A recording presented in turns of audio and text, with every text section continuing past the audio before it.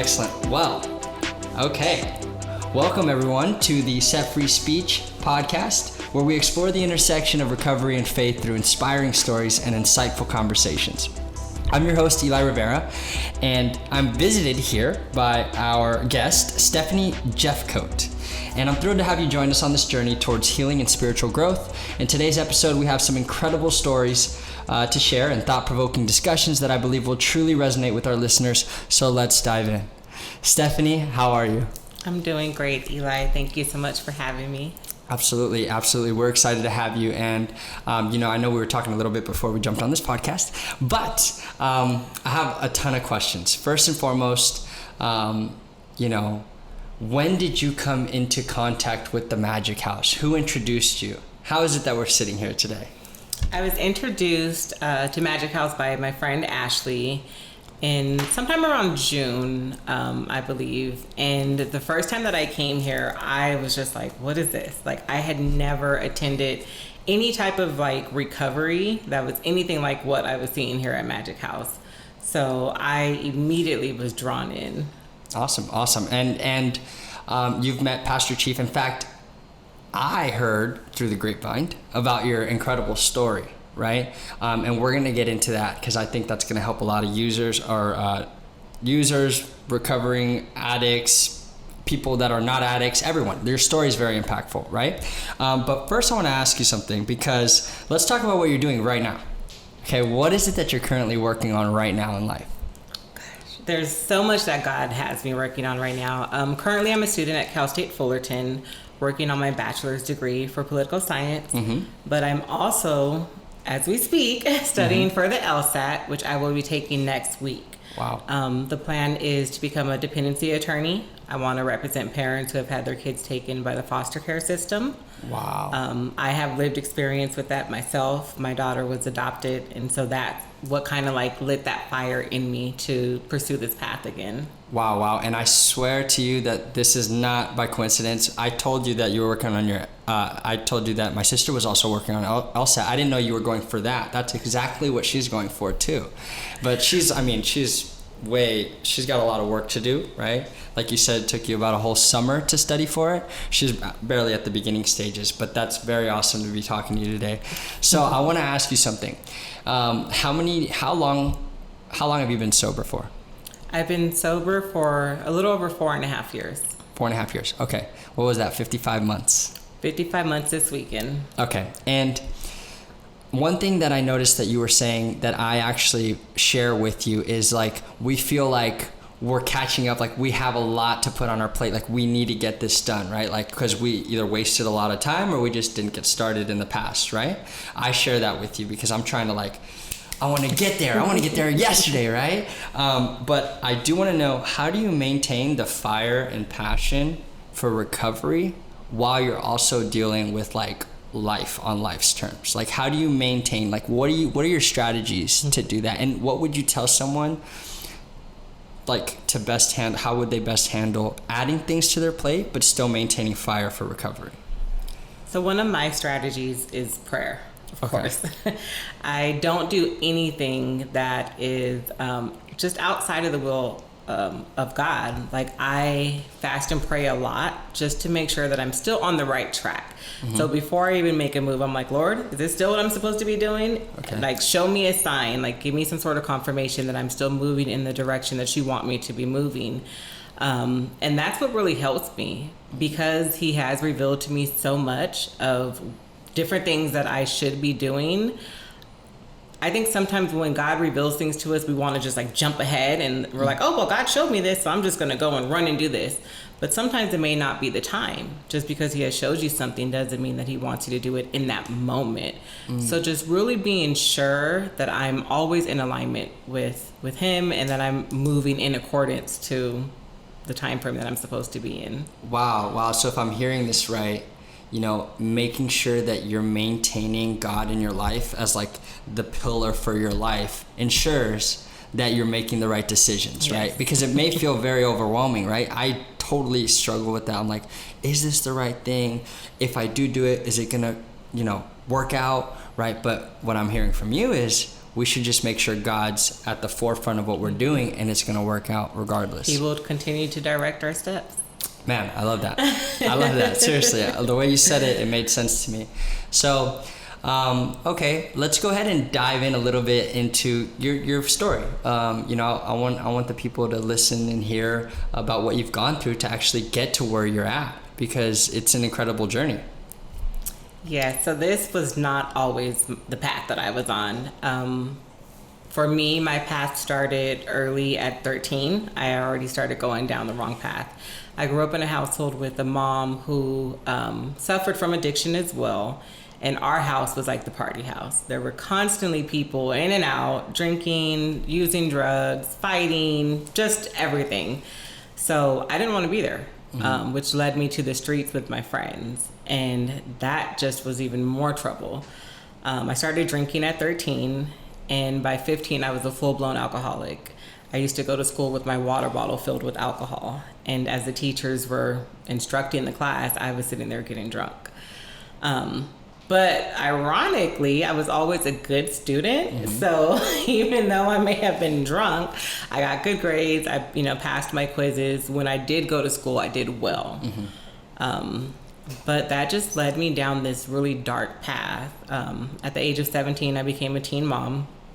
And I had to grow up, quick, because now it's just not me that I have to take care of. It was a child that I had to provide for.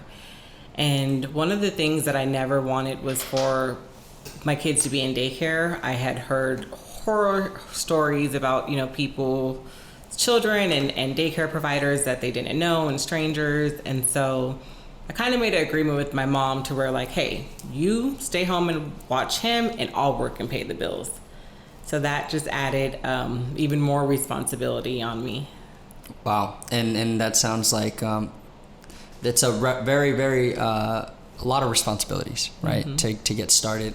And so it's interesting how as we get older and we mature, right, we start to look back at our path and we become more understanding, right? That's the beauty of recovery. The modalities that we're taught in recovery to learn how to look back into our past and not hate it or wish to close the door on it, as they say in the book, right? But rather use it as informants to as to understand ourselves. Because the moment we could start to understand ourselves is the moment we could really kind of start to work on ourselves, to not judge ourselves. So, so what after that, I know now you're back in college, but can you tell us more? What did that lead to? So that led me down an even darker path. At the age of 21, I had decided that I wanted to start dancing. I had a sister who had been doing it for years, and I had been watching her and seeing how much money she could make. And one thing that someone had planted in my head at a very young age, and that's why you have to really be careful who plants those seeds. But it was, if you're going to have sex, you might as well get paid for it.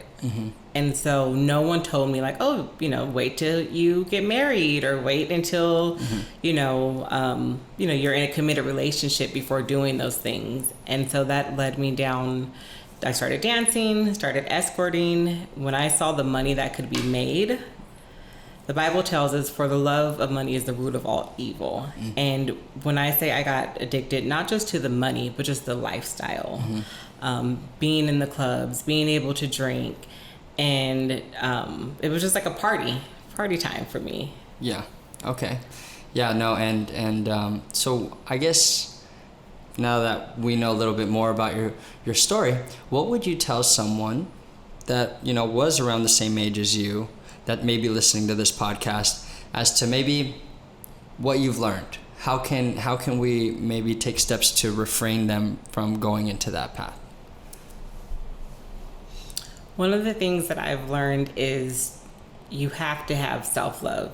Many times we're searching for love in all the wrong places. We're searching to fill this void, and so we end up trying different drugs and substances because there's just something inside of us that's missing.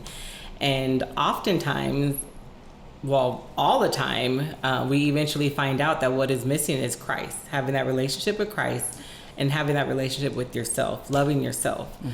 And I think for a person, when they realize that their validation doesn't come from the world, but it comes from who Christ says that they are, it will prevent them from making some of those choices. Wow, that's awesome. And so, based on that, what about the kids that, don't have that mentor in their life, right? Because I agree with everything you're saying, but how can they feel comfortable to go somewhere, that may not be church? Where do you have any ideas? I'm just brainstorming here, you know what I mean? Like, where would somebody that is younger go to find something like that that's enjoyable, right? I could think about the Magic House that we have here, but even that's for people that are like 18 and over, but for the younger generation, what would you say? Maybe creating more content like this for them? I don't know. Yeah, I think we live in an era where social media is, very, very prevalent in all of our kids' home, in the homes and society. And so I think it really boils down to finding somewhere that they can feel like they are connected, maybe finding a hobby, a sport, something that they can get into that's going to be positive for them. Finding positive influences on TikTok, which is like the biggest thing these days, finding like positive role models on TikTok who they can learn something from. I think one of the guys that's out there is that Darman, and a lot of his videos that I've seen have been really inspirational. They're really encouraging, and a lot of kids seem to really be drawn to the stuff that he's promoting. Awesome. No, that's a good point. So more educational, motivational content for the younger generation. Okay, so let's get back to the story. So what happened after, there? How did you get back into recovery? What drove you to come back? So after years of living that lifestyle and almost losing my life from being in that life, I had decided I wanted to, come back to California to be closer to my kids.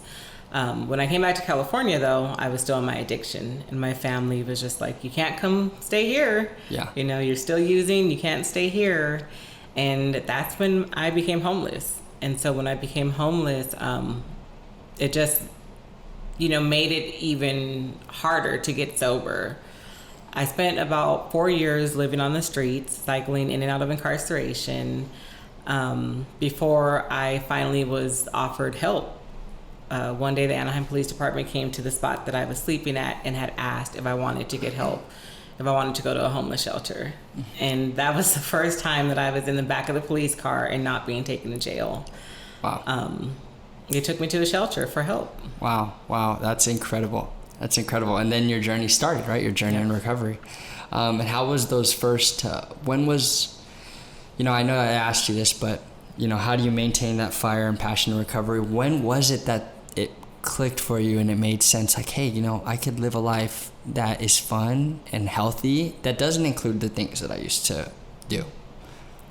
When I got to the shelter, I got connected to a church, and that was when everything started to change. I got a job, I got back into school, and that's when I started to realize, like, I didn't have to live the same way that I was living. I didn't have to be in the clubs to have fun. I didn't have to run around town on my bicycle using drugs just to have some type of excitement. And I started to really realize like what life was, right. Like being able to just wake up and have peace and joy. Having a home to wake up to, having a car to get in, and just all of the little things that so many people like take for granted is what made me be able to realize like what type of life you can have when you have Christ. Wow. And it gives you so much more appreciation, right? I mean, yeah. we were talking a little bit about now that you're back in college. I could only imagine how much more you appreciate sitting there and receiving the information, right? I can't imagine how much of a positive light you are for the people around you, so just hanging out with you and knowing that you're in recovery by nature, you're probably helping a lot more people than you actually recognize or realize simply by being yourself. And this story is definitely going to reach a lot of people, so thank you. You know what I mean? Now, let's talk about what the plan is. Once you get the LSAT, what's the next, 5-year plan? So another thing that God has called me to do this year, which I didn't think it would be while I was studying for the LSAT, I just recently founded a nonprofit organization. Wow, where congrats. Thank you. Yeah. We'll be providing housing for women coming out of the jails here in Orange County. Wow. So one of the biggest barriers that I faced, when I was cycling in and out of incarceration, was not having the support and resources here in Orange County, which is where I'm from. So I wanted to provide that to the women who are going to be exiting the jails. Wow. Along with the organization, we are going to provide like holistic services for them. So workforce development, advocacy, family reunification, which is where the LSAT comes in, and me being able to have my license as an attorney, because I'll be able to help the parents who are being released from jail. Wow, that's amazing. And I'm sure you're going to do amazing. You will do amazing. I mean, you have the connections, the resources, and the wherewithal now to kind of go out there and help people. Now, this is actually brings up a great topic, because recently in an NA meeting, right, the person at the end offered for anybody who was willing to go into the jail program and kind of go speak on panels in jails. I would love to, but I was fucking scared. You know what I mean? I'm not scared in a bad way, but just like, I'm still thinking about what they would be thinking about me. You know what I mean? And I know that's a misconception on my end. And I know that just being in recovery, we can help a lot more people. But how do you handle those feelings? How do you handle the feeling of maybe, do you deal with anything like that? So I think when it comes to that, like just remembering Christ's love, and how it says like love can cast off all fear. And I don't think I have. I use it as a gift. Like God has delivered me and has restored me, and I want to share that with everyone. And I don't really think so much as to what they're going to think, or if they're going to judge me, or what they're going to say. I just think more so of like, who can I bless with what God has given me and what he has done in my life? Because one thing I always say is he doesn't have any grandchildren. And even though I may feel like a spoiled little, brat, and like I'm the only child, I definitely am not. Like we are all his children. And so what he's done for me, he wants to do for all of his children. Wow. And so I'm just willing to share that. Yeah. No, that's beautiful. That's beautiful. I guess I'm just thinking like, sometimes you're in a meeting and you're speaking, and then you feel the negative energy. You know what I'm talking about? Yeah. From whoever it comes from. And I'm still working on getting through that. That's just the honest truth. I still haven't got past that. I've learned that I can only be whoever I am, and I understand that. But I guess I truly don't fully understand it, because it still sits there in the back of my head sometimes, But I guess when you come with good intentions, you're going to find the right people are going to find the right message. And you have to remember, like, not everybody's going to be open to what you have to say. Right. Like, not everyone's going to accept you. Like, they didn't accept Christ. People rejected him. Yeah. And so they rejected him. You're going to have people that's going to reject you. Yeah. But just knowing that, like, God is using you to share, your story with others, to help others, to encourage others, you're planting the seed. Yeah. And it's your job to plant the seed, and he'll come along and water it. Wow, sometimes I feel like I'm a bamboo tree, though. You seed it and it takes forever to. I'm like, when are you gonna sprout? But okay, wow. This has been amazing. Like, I'm super happy for you, for real. I'm really happy for you. I'm really happy for what you're doing in life, what you're gonna continue to do, the lives you're gonna impact, your nonprofit organization's gonna impact. Do you have any final words? Do you have any message to the people out there that are currently struggling right now? What would you say to them? To anyone who's struggling, I would say find a group of people, even if it's just one person who you can confide in, who can be your support system. In this journey, we can't do it alone. This isn't something that's meant to be done alone. And we're so much stronger when we're together. And so it's important that you just find good, positive people that you can bring into your circle to help you navigate through this journey. Wow, that's awesome. Thank you, Stephanie. And just before we end here, I want people to know how to find you so they could follow you on your journey, right? So they can see, maybe support you, maybe reach out to you. I know you'll be there to respond to them. What would your social media platform be? So my Instagram is at myfather'schild05.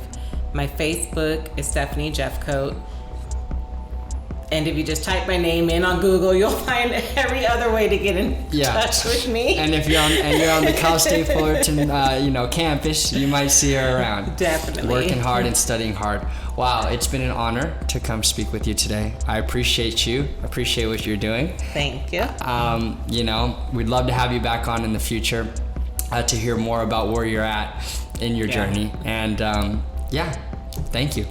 Thank you.